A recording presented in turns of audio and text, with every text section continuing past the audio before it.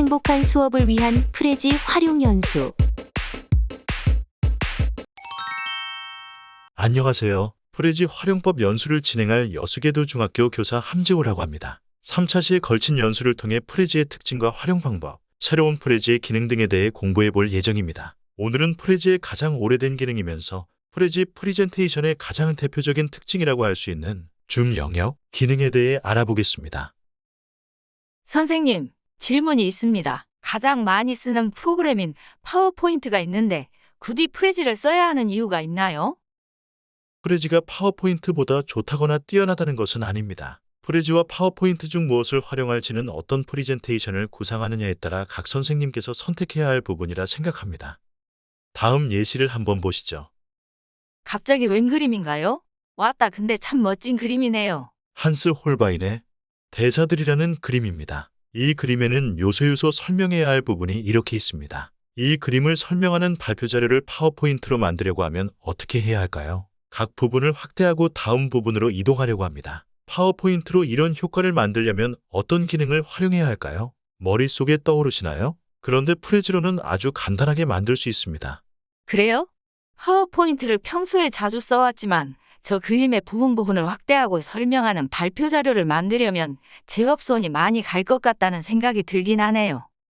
가장 쉽게 생각할 수 있는 방법으로 만든 파워포인트와 프레지 발표 화면을 비교해 보도록 하죠.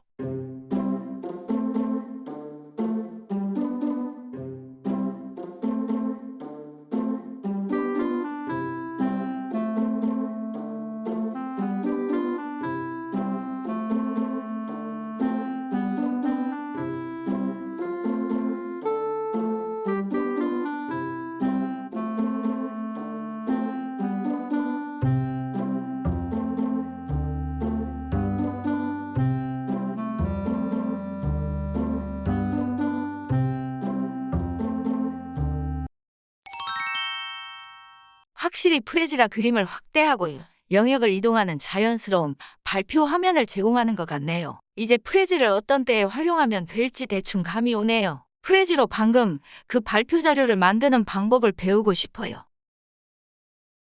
네, 오늘은 방금 보여드린 한스 홀바인의 그림을 설명하는 간단한 발표 자료를 프레지로 만드는 과정을 통해 프레지의 여러 기능을 소개해 드리려고 합니다. 그럼 함께 시작해 볼까요? 강사님, 그런데 프레지는 어디서 다운받아야 하나요? 프레지는 따로 설치가 필요 없는 프로그램입니다. 간단한 회원가입을 통해 웹상에서 활용이 가능합니다. 스마트폰에서 사용할 수 있는 앱도 있습니다. 강사님, 방금 프레지 가입을 했는데 이거 뭐시여? 유료예요? 프레지는 기본적으로 무료로 사용할 수 있고 더 많은 활용을 원하실 경우 유료 멤버십도 있습니다. 이 강의는 기본적으로 무료 계정으로도 활용할 수 있는 내용을 중심으로 합니다. 아, 그래요? 돈 들어가는 줄 알고 놀래버렸네요. 자, 그럼 회원가입도 하셨고 무료인 것도 확인하셨으니 한스 홀바인의 그림을 소개하는 발표 자료를 같이 만들어 볼까요?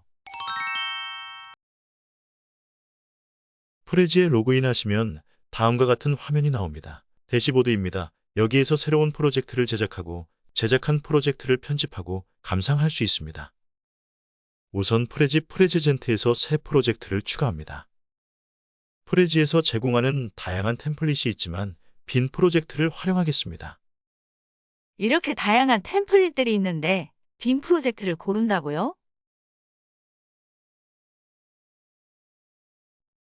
네, 저 템플릿들을 잘 활용하기 위해서도 우선 기본적인 프레지의 기능들을 익히는 것이 좋습니다.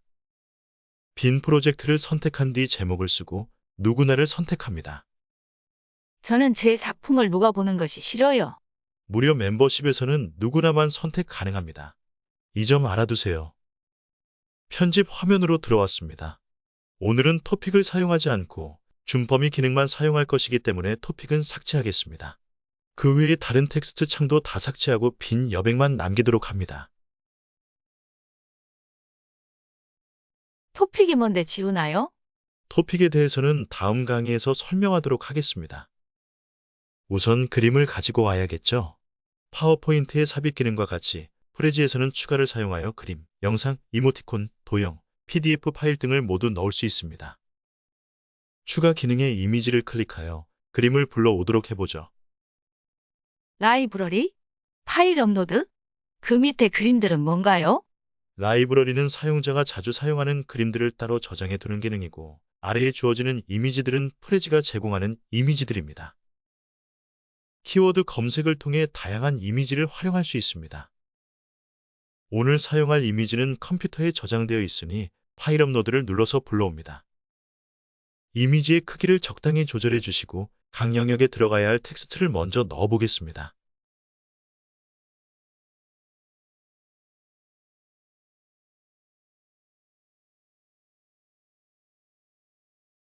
추가 텍스트를 클릭하면 텍스트 입력 창이 생깁니다.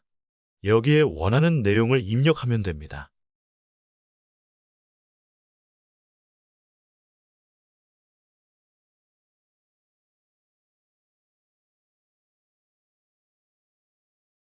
강사님, 저는 한글이 이상하게 표시되는데요. 프레지에는 여러 가지 글씨체가 있습니다. 한글을 입력할 수 있는 글씨체로는 나눔고딕, 아리따브리, 노토 산스 KR이 있습니다. 폰트를 한번 바꾸어 보세요.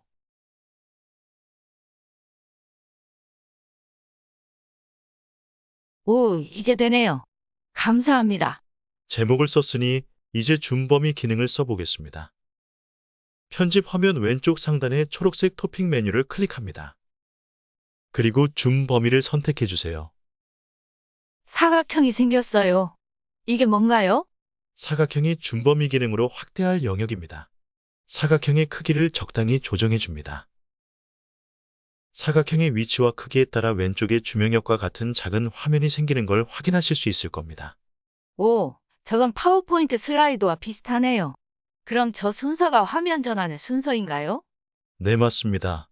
그것을 눈치채시다니 대단하시네요. 하하, 제가 좀 센스가 있습니다. 그럼 방금 지정한 줌 범위를 선택해 보겠습니다. 이 영역의 물건들을 설명하는 텍스트를 추가합니다.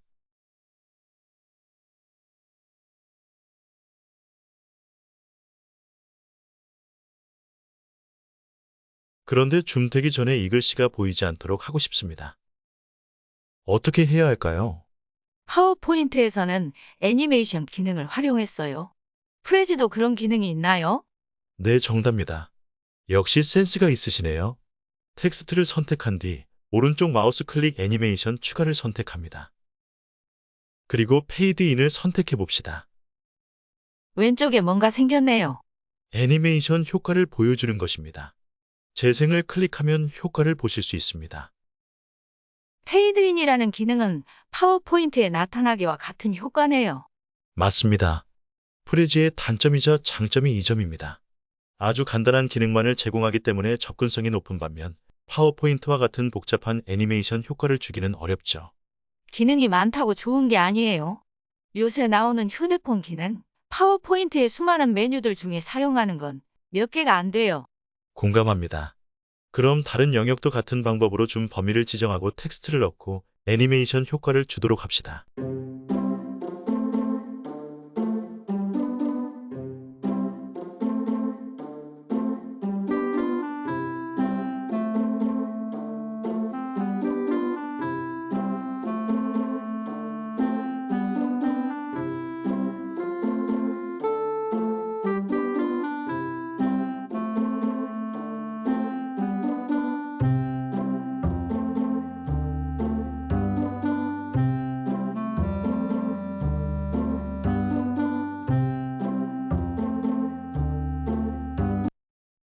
다 했습니다. 강사님. 그럼 화면 우측 상단의 감상하기를 클릭하여 잘 만들어졌는지 확인해 볼까요? 와, 잘 되네요. 그리고 생각보다 굉장히 쉽습니다. 쉬웠다니 다행입니다. 강사님이 잘 설명해 주신 덕분이죠. 감사합니다. 오늘의 강의 내용을 정리해 봅시다. 줌 범위 기능을 활용하여 지정한 영역을 확대하고 다음 영역으로 이동할 수 있습니다. 추가 기능을 활용하여 이미지, 동영상 유튜브, PDF 파일, 이모티콘, 도형 등 다양한 컨텐츠를 추가할 수 있습니다. 줌 범위 기능을 활용하여 그림, 지도, 도표, 교과서 PDF 파일 등을 활용한 수업 자료를 제작할 수 있습니다. 오늘 배운 내용들을 몇 번 연습해 보시면 금방 프레지에 익숙해지실 수 있습니다. 다음 시간에는 토픽을 활용하는 방법을 알아보겠습니다. 토픽에 대해서 다음 강의에서는 배울 수 있는 건가요? 제가 혼자 토픽을 추가해서 보니 참 신기한 기능이던데요. 네, 간단하면서도 신기한 기능입니다. 그럼 다음 강의로 찾아오겠습니다.